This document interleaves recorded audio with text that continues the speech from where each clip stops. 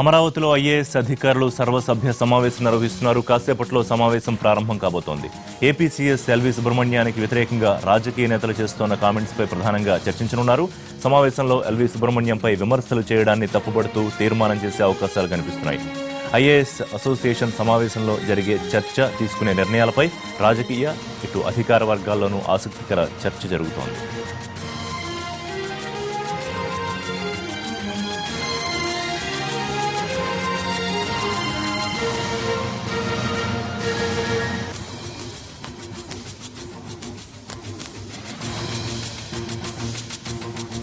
IAS అధికారుల సమావేశానికి సంబంధించి మరిన్ని డీటెయిల్స్ మా ప్రతినిధి ఆలూరు రమేష్ అమరావతి నుంచి లైవ్ లో అప్డేట్ చేస్తారు. రమేష్, ఏ స్థాయిలో ఈ ఐఏఎస్ అధికారుల సమావేశం జరుగుతోంది? ఎజెండా ఏంటి?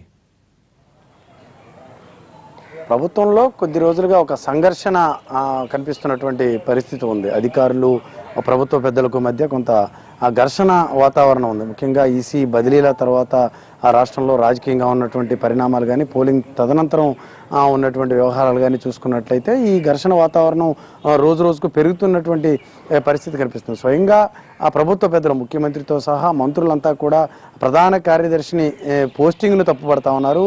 ఆ పోస్టింగ్ జరిగిన విధానాన్ని కూడా వాళ్ళు తీవ్రంగా విమర్శిస్తూ ఉన్నారు.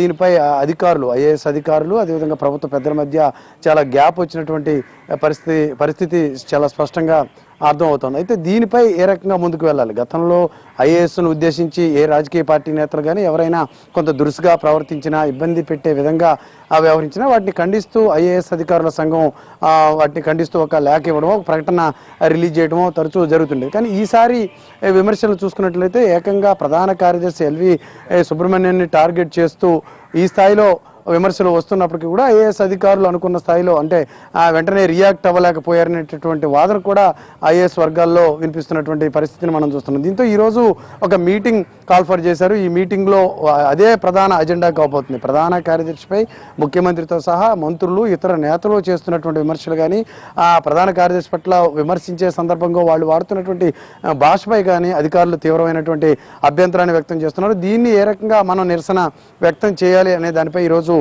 సమావేశంలో చర్చించబోతున్నారు. ఇప్పటికే రిటైర్డ్ ఐఏఎస్ అధికారులు దాదాపు ఒక 15 మంది వరకు ఒక లేఖను విడుదల చేశారు. గవర్నర్ను కలిసి ప్రభుత్వ పెద్దలు, టీడీపీ నేతలు చేస్తున్నటువంటి విమర్శలపై తమ నిరసనను వ్యక్తం చేశారు. దీన్ని కట్టడి చేయాల్సినటువంటి అవసరాన్ని కూడా వాళ్ళు తెరపైకి తీసుకొచ్చి చర్చించినటువంటి పరిస్థితిని మనం చూస్తాం. కాకపోతే ఈ రోజు మీటింగ్ చూస్తే ఆంధ్రప్రదేశ్లో ఉన్నటువంటి ఐఏఎస్లో ఏదైతే వాళ్ళ సంఘం ఉందో ఆ సంఘంలో ఉన్నటువంటి సభ్యులంతా కూడా ఈరోజు ఇక్కడ భేటీ కావాలని నిర్ణయించుకున్నారు. ఈ భేటీలో వాళ్ళు దీన్ని ఏ రకంగా కౌంటర్ చేయాలి, ప్రభుత్వ పెద్దలు పదే పదే చేస్తున్నటువంటి విమర్శలను ఏ రకంగా కౌంటర్ చేయాలి, వీటిని నిలుపుదల చేయడానికి ఎటువంటి ప్రణాళికతో ముందుకు వెళ్ళాలి, ఏ స్టేట్మెంట్ ఇవ్వాలి అనే దానిపై ఈరోజు వాళ్ళు చర్చించుకునే అవకాశం మనకు కనిపిస్తోంది. ఏకంగా ప్రధాన కార్యదర్శిని ఉద్దేశించి అన్ని స్థాయిల్లో నేతలు, ముఖ్యమంత్రి మొదలుకొని కింద స్థాయి నేతల వరకు చాలా అభ్యంతరకరమైనటువంటి పదజాలంతో దూషిస్తూ ఉన్నారు, విమర్శిస్తున్నారు అనేటటువంటి అంశంపై ఐఏఎస్ అంతా కూడా కొంత అసంతృప్తితో ఉన్నటువంటి పరిస్థితి. అయితే ఈ రోజు మీటింగ్కి ఎంతమంది వస్తారు? ఈ రోజు మీటింగ్కి ఓపెన్గా వచ్చి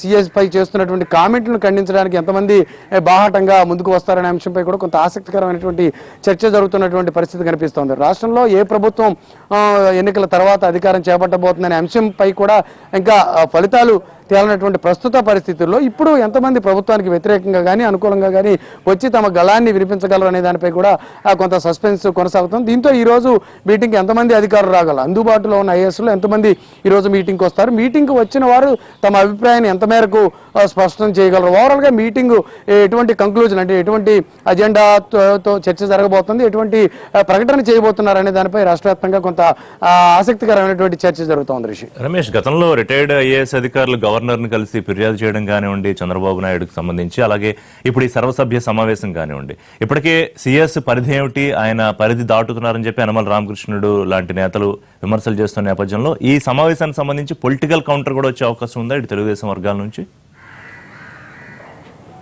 గతంలో ఏ అధికారిపై ఈ రకంగా కొంత ఇబ్బందికరమైనటువంటి వాతావరణం. వెంటనే దాన్ని ఖండిస్తూ ఐఏఎస్ అధికారుల సంఘం ఒక ప్రకటన రిలీజ్ చేస్తూ ఉండేది. ఇది కామన్గా జరిగేది. ఆ సమావేశంలో అక్కడ వచ్చినటువంటి విమర్శల తీవ్రత, ఘటన తీవ్రత ఆధారంగా వాళ్ళ ఆ రెస్పాండ్ ఉండేది. కానీ ఈసారి అదే స్థాయిలో అంతకంటే తీవ్రంగా విమర్శలు వస్తున్నప్పటికీ కూడా అనుకున్న స్థాయిలో తమ సంఘం నేతలు కానీ తమ సంఘం కానీ రియాక్ట్ అవ్వలేదనేటటువంటి వాదన కూడా ఐఏఎస్ వర్గాల్లో వినిపిస్తాం. దీనికి ప్రధాన కారణం ప్రభుత్వానికి వ్యతిరేకంగా, ఏకంగా ముఖ్యమంత్రికి వ్యతిరేకంగా, ముఖ్యమంత్రి కామెంట్లను సైతం తప్పుపడుతూ ఏ రకంగా మనం ప్రకటన చేయగలం, దాన్ని ఏ రకంగా మనం అనౌన్స్ చేయగలం, అంటే ఓపెన్గా బయటకు వచ్చి మాట్లాడగలం అనే అంశంపై భిన్న రకమైనటువంటి వాదనలు ఉండడంతో దీనిపై ఇప్పటివరకు వాళ్ళంతా అంతర్గతంగా చర్చించుకున్నారు. కానీ దీనిపై ఎటువంటి స్టేట్మెంట్ వాళ్ళు ఇవ్వలేనటువంటి పరిస్థితి. ఇదే సందర్భంలో ప్రభుత్వం నుంచి కూడా కౌంటర్లు వస్తున్నాయి. కేవలం ముఖ్యమంత్రి విమర్శలపైనో, జరిగిన ఎల్వీపై చేసినటువంటి వ్యాఖ్యలపైనో కాకుండా ఇతరత్ర ఈసీ చేసినటువంటి బదిలీలు, ఈసీ వైసీపీ నేతల ఫిర్యాదుతో ఈసీ వ్యవహరించినటువంటి తీరు, అధికారుల బదిలీల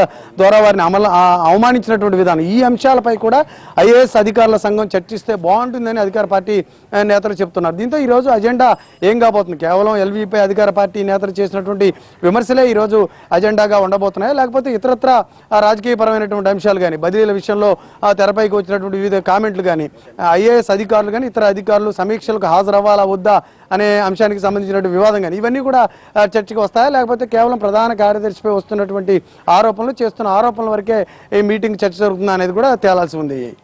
రమేష్, థ్యాంక్ యూ.